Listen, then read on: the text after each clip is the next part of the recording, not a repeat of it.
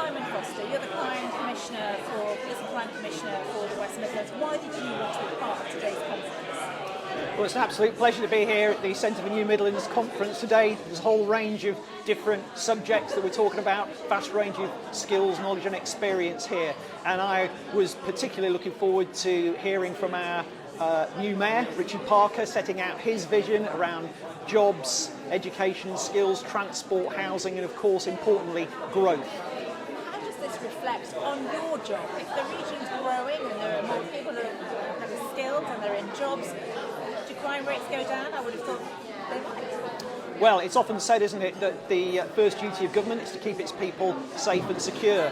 And I do think that there is inevitably a connection between opportunity and social prosperity and crime rates. And it's very important that we do everything we can to deliver and appreciate that connection. So whenever we are able to deal with those challenging issues that Richard Parker laid out in terms of jobs, education, skills, opportunities, housing, transport and growth, I do believe that there is inevitably a connection between those issues, and if you get them right, then that will have a positive impact on keeping people safe and secure and preventing, tackling and reducing crime.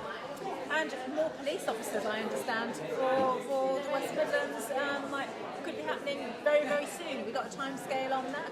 I think there's talk of 650 police officers. Well, I've certainly made it one of my priorities to be working with the new government around its pledge for 13,000 additional officers, because I do think it's very important that we are able to recruit additional officers in the West Midlands. As you might be aware, we were a significant loser when the government embarked on its so-called policing uplift, because in the West Midlands, although we lost 2,200 of our police officers over the decade 2010 to 2020, we only received about 1,200 back.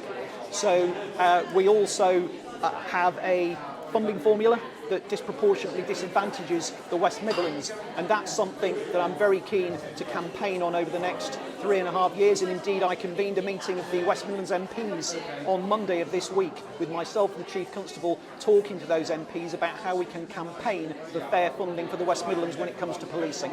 And what's so good about having a conference like this? I mean, it's got a really powerful title, Connections with Prosperity.